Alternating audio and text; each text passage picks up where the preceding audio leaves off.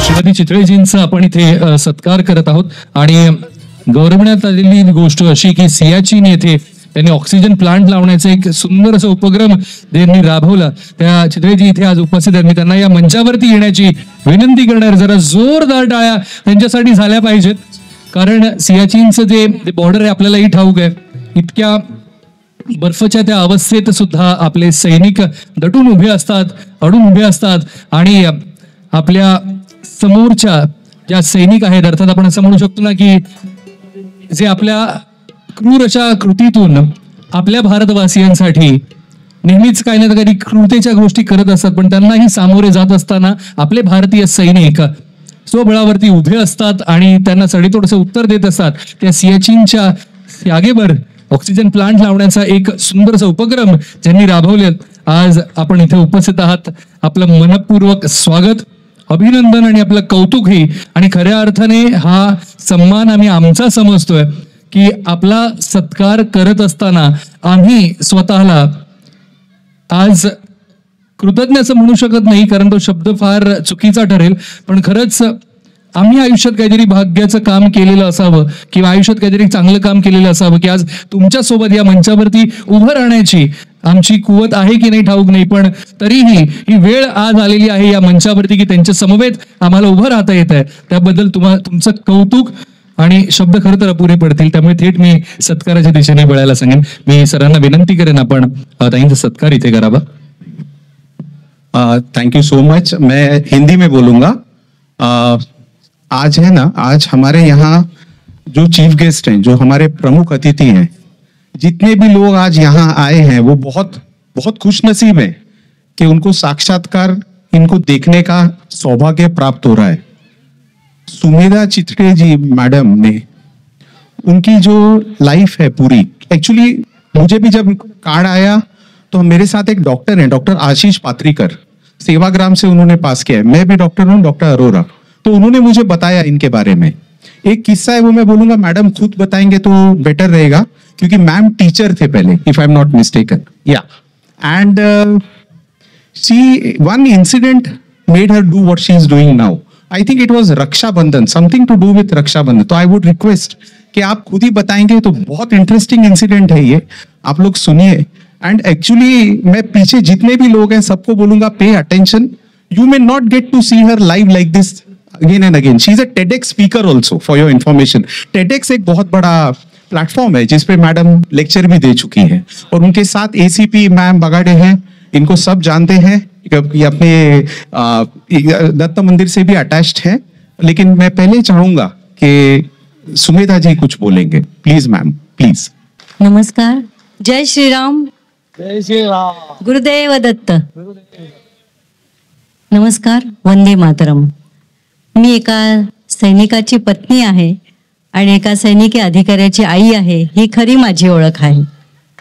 आणि गेली 24 वर्ष आपल्या भारताच्या सगळ्या सीमाचे सुरक्षित करतात.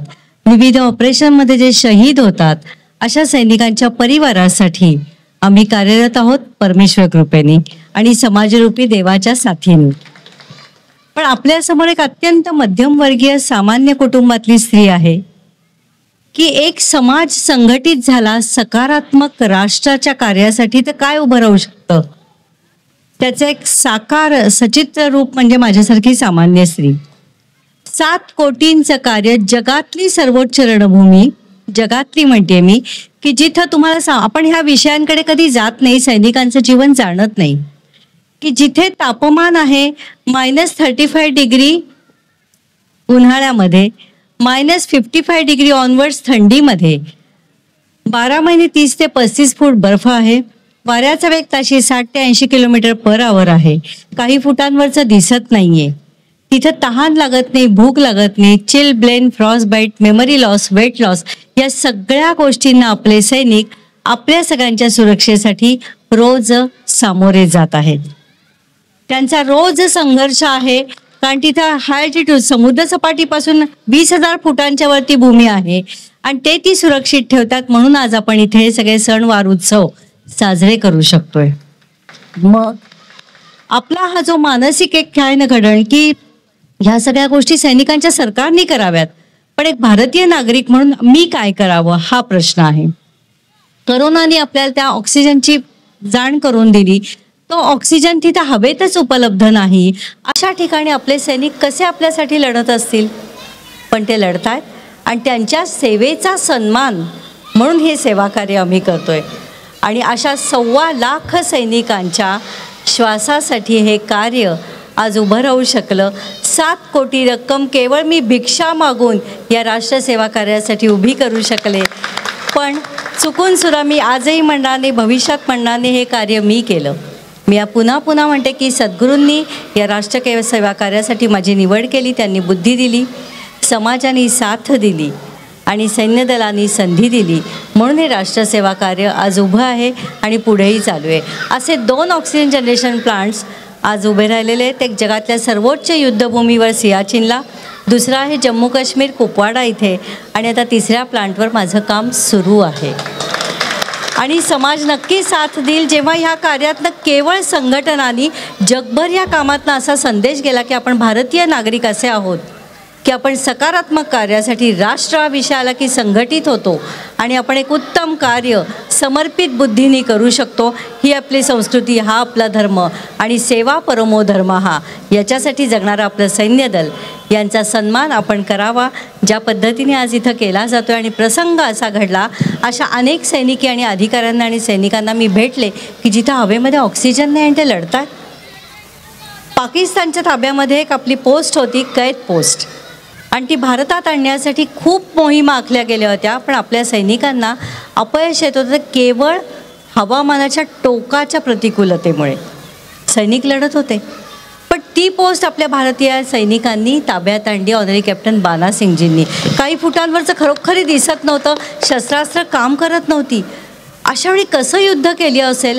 आणि सैनिक हे असे आहेत की आजपर्यंत माझ्या 24 वर्षाच्या सेवा काळामध्ये एकही सैनिक परिवार, एकही सैनिक आपला की आता आमची कशी परिस्थिती आहे, माझा मुलगा शहीद झाला, माझा नवरा शहीद झाला, माझा भाऊ शहीद, माझे वडील, प्रत्येक भूमिका माणसाची वेगळी आहे, पण कुणीही माझ्या पुढे हात पसरून आलं नाही की आम्हाला मदत मिळावी, आम्हाला सरकारने मदत करावी. संप उठाव मोर्चे काढून त्यांनी आपल्या सामान्यांचं जगणं अडचणीत आणलं नाही आणि म्हणून सैनिक महान आहेत. आपण भगवद्गीता जगणारे सैनिक आहेत हा माझा अनुभव सांगतो की कर्मण्येवाधिकारस्ते मा फलेषु कदाचन. कोणतीही त्यांची अपेक्षा नाही आहे, फक्त ते आपली सेवा करतात जात धर्म वंश पंथ भाषा या सगळ्याच्या पलीकडे जाऊन. म्हणून त्या देवरूपी सैनिकांची सेवा करण्याचं व्रत मी घेतलं आहे. त्या व्रताला तुम्ही सगळे साक्षीदार आहात, साथीदार आहात. पुढच्या सेवा कार्यासाठी असेच तुमचे आशीर्वाद, सदिच्छा कायम राहू दे. आम्ही सेवा करत राहू, तुम्ही साथ देत द्या. आपलं राष्ट्र उन्नत आहे, उन्नत ठेवू. आणि ह्या असे सहकारी मला आहेत, माझी आमच्या संस्थेचे सेक्रेटरी आहेत. अक्षरशः निरपेक्ष सखी सचिव कशी असावी ना अशी माझी साथीदार आहे. म्हणजे मी खोटं नाही कौतुक करत, कारण ह्या कार्याला ना मिळत कोणालाच काही नाही आहे. द्यायचं आहे आपला वेळ, कष्ट, पैसा, कौशल्य फक्त द्यायचं आहे. Just give, don't expect. हे सेवा कार्याचा पहिला पाया आहे आणि म्हणून ती शक्ती साथ देते. नाही तर माझी काय योग्यता सांगा. 7 कोटी मी असे भिक्षा मागून उभे करू शकले राष्ट्रसेवा कार्यासाठी. हे होऊ शकतं जेव्हा तुमचा हेतू शुद्ध, पवित्र आणि त्या शक्तीचा मानसिक धाक आपण बाळगला ना की राष्ट्रासाठी कार्य उन्नत उभी राहू शकतात. आणि आपण फक्त एकीगाई जगूया, आपण उबंटू जगूया. म्हणजे काय, तर मी निवृत्त होणार नाही आहे, वृत्तीने निवृत्ती झाली पाहिजे पण सेवेनी नाही. मी अधिक देईन. जन्म ते मृत्यू प्रवासात मी फक्त देईन आणि हा देण्याचा प्रवास आहे तो तिथं रुजू होतो विदाऊट एनी एक्सपेक्टेशन. जसे ते जगतात, जस्ट गिव्ह, डोंट एक्सपेक्ट. हा प्रवास सुरू आहे आणि सेवा परमधर्म. तुम्ही नक्की आशीर्वाद द्या, सदिच्छा द्या. वंदे मातरम. संधी दिल्याबद्दल. दत्त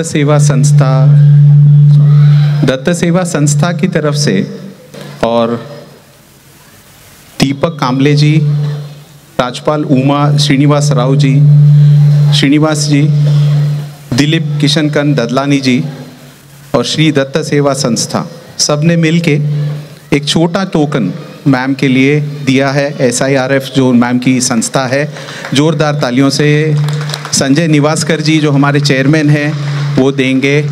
और टोटल अमाउंट 1 लाख रुपीज़ आज दत्त सेवा संस्था की तरफ से मैडम के विशाल कार्य में एक छोटी सी डोनेशन हमारी तरफ से हम दे रहे हैं. Ma'am thank you so much ma'am. Thank you. अब मैं चाहूँगा एसीपी मैडम प्लीज़ मैम का थोड़ा ऑनर करें, जोरदार तालियां please. Thank you so much ma'am, thank you आज के लिए। Please Sumedha madam please ACP ma'am का ऑनर करेंगे। आकृति आर्ट्स सुरेश विचारे जी की तरफ से मैम के विशाल कार्य में सुरेश विचारे जी का कंट्रीब्यूशन, जोरदार तालियां प्लीज।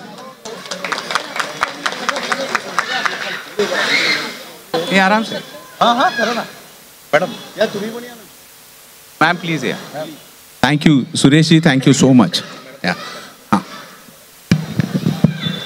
काय आहे माहिती का, आम्ही सेवा कार्य कायम सामाजिक सहभागातूनच करू शकतो। तर एक छोटंसं आव्हान, यांनी संधी दिल्याबद्दल अधिक कृतज्ञता, सहयोग दिल्याबद्दल आणखीन धन्यवाद कायमस्वरूपी। पण तुम्हा सगळ्यांना आम्ही या राष्ट्र सेवा कार्याशी कसे जोडू शकतो? यूट्यूबवर फक्त माझं नाव टाका, ह्याच्यात हे माझी प्रसिद्धी नाही, मी कोणतं प्रॉडक्ट विकत नाही आणि माझा कोणता बिझनेसही नाही, पण आपण राष्ट्र सेवा कार्यामध्ये आपलं योगदान कसं देऊ शकतो? तर आपले वाढदिवस, पार्टी, गेट टुगेदर, आपल्या आयुष्यातल्या कोणत्याही सुखदुःखाच्या प्रसंगी किती द्या माझं म्हणणंच नाही आहे, पण आपल्या स्वकष्टार्जित कमाईचा 1 रुपया आपण राष्ट्रासाठी नक्की देऊ शकतो, तो द्यावा। त्या पैशामागे येणाऱ्या सदिच्छा आणि आशीर्वाद हे जास्त मोलाचे आहेत आणि त्याचमुळे हे कार्य उभं राहू शकतं। आमचा QR कोड आम्ही यांच्याकडे आयोजकांकडे दिला आहे, नाही तर माझ्याकडनंही घेऊ शकता। त्याच्यावर करा, संस्थेच्या पत्त्यावर धनादेश पाठवा, कुणाचाही पैसा पावतीशिवाय घेतला जाणार नाही। त्याच्यासाठी लागणारी माहिती मात्र कृपा करून आपण द्या, म्हणजे पावती मी तुम्हाला देऊ शकीन आणि राष्ट्र सेवा कार्यासाठी सदिच्छांसह आशीर्वादासह राष्ट्र सर्वप्रथम म्हणून नक्की पाठीशी उभं राहा, आशीर्वाद द्या। Thank you so much. वंदे मातरम। मॅडमची माहिती कोणालाही पाहिजे असेल तर दत्त मंदिरमध्ये उपलब्ध राहील आणि तुम्हाला पूर्ण मदत केली जाईल।